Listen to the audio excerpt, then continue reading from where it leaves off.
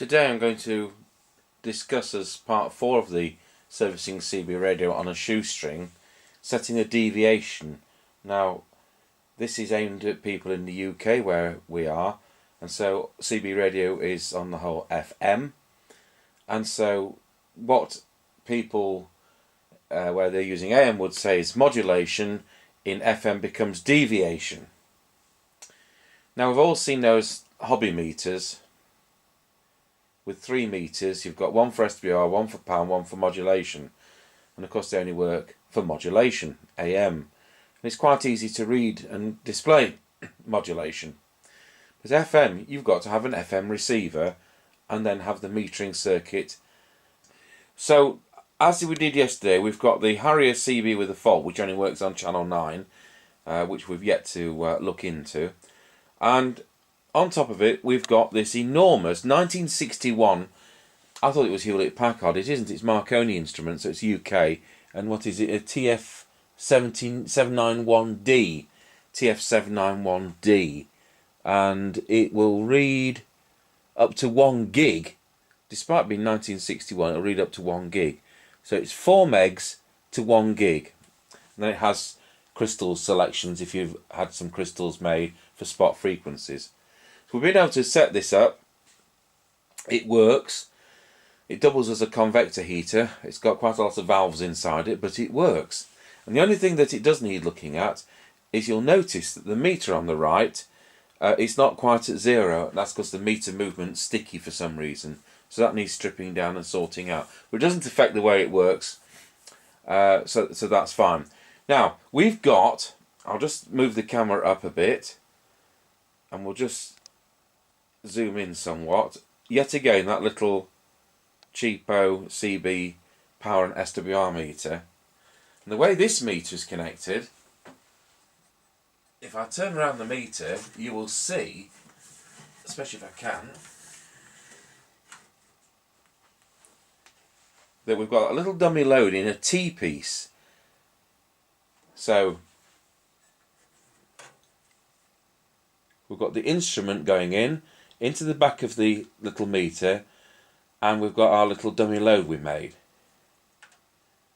Now normally you don't connect deviation meters direct like this, but this one you do, and it actually needs about 4 watts to drive it. It won't drive on 400 milliwatts from the low power setting, but this instrument came with an instruction book off eBay, an experiment sale, and I paid £20 for it. So this is why it comes into doing things on a shoestring. It was cheap. A lot of commercial instruments will do AM and FM. This is FM only. That's probably why I got it cheap. In which case they're called modulation meters when they do AM as well. And so you've got to just check when you're looking at second-hand modulation meters that they do AM and FM, because it's the FM bit that's expensive to do. So what else do we do? Well, we have here what looks like a guitar tuner. So I'll just move the camera down to that, and I use this as a cheap way of producing the 1 kilohertz tone rather than whistling. So we've got a constant tone source. If I switch that on, we've set this up so the musical note it's producing, which is D, I think, or is it B flat? B,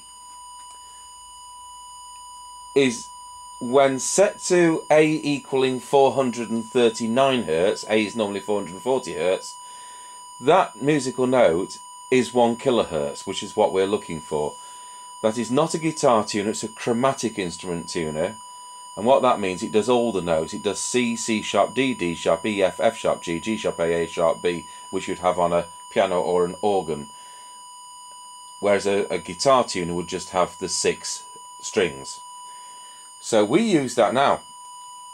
What we normally do is quite simply key the mic, hold it in front of that, and you've always got repeatability, because that's always the same volume, and it checks the sensitivity of the mic at the same time.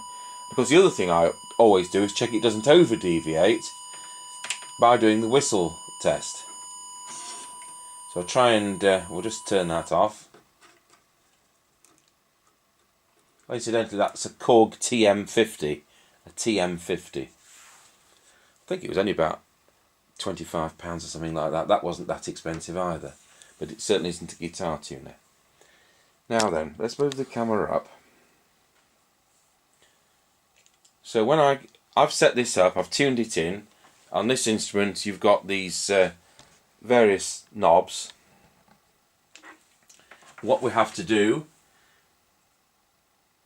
is we have to tune it with the tuners for the frequency we want, which I think is 2768125 for channel 9, which is what this radio is jammed on. We can check the input is enough. We've got to make sure the meter will go to at least the line which it says minimum input, and then we can go to the read position. The knob here is 5 kHz maximum deviation, 25, 75, 125, well, it's 5. And so what we should have, if we look at that scale, if it's 5 maximum, we're going to have to double what it says, aren't we? So where it says 25 on the scale, I'll just move the... So full scale deflection on this instrument is 25. So if we're in the 5 range, 25 now becomes 5. So 2.5 deviation is now going to be at 1.25, about where the set deviation line is. So that's about what we're looking for, and we're not going to want it to exceed much beyond that, are we? So this is where you've got to use your noddle, and it's not a direct reading meter when it's put into the 5 kHz setting. Now this radio is as it's come. I've not set this, so it's... So bearing all that in mind, that we've got to double what it says on the scale. 25 becomes 5, so 5 we'll call it 50. I'm going to switch on the little Korg tone generator, hold the mic up to it,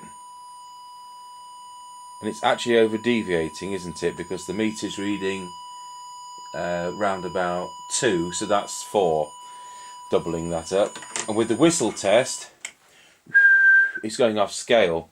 Wallow, 1 2 1 2 1 2, wallow. It's probably about 6 deviation, 6 kHz deviation. So we're going to have to turn that radio down when it gets repaired. So on this instrument, as I say, it will be halfway, because 25 would become 5. So it would be halfway would be correct deviation. So that's over deviating. If you over deviate, you can end up going both channels either side. Some of these early Amstrads are capable of phenomenal deviation. You can end up with them, a channel either side as well, which of course is no good to anybody. The deviation on a CB in the UK is supposed to be somewhere around about 2.2 kHz and must never exceed 2.5 kHz. That's what the official figures are. A lot of new sets come out of the box doing 1.4 kHz. Now clearly this Harrier has been messed about with.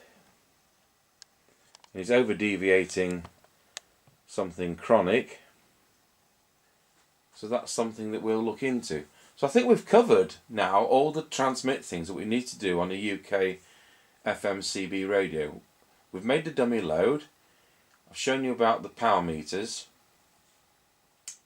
I've shown you yesterday about frequency counters, and then we've set the deviation. So I think we've covered transmitters, and you can do it on a shoestring. Now there aren't many hobby deviation meters on the market, and I had one in for repair from somebody who subscribes to these videos, and he said would I have a look at this meter which he'd bought from eBay.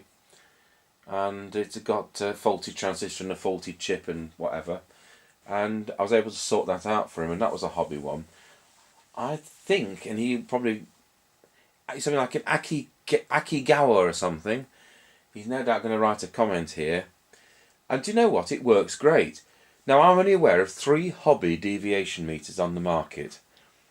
There's one on the market which is not much bigger than that. I remember that in 1981. There was this Akigawa, whatever it was called, and there was a Midland one. But the Midland one, which my friend Mark's got, ZX2, it's European. So the spot frequencies for channel 20 and channel 40, they're the wrong frequency for UKCB.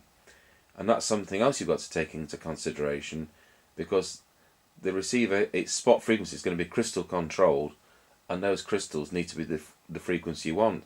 So just because it says channel 20 on the front, you've got to make sure that it's UK channel 40 and not CPT channel 40 or whatever. So that's just a word of warning.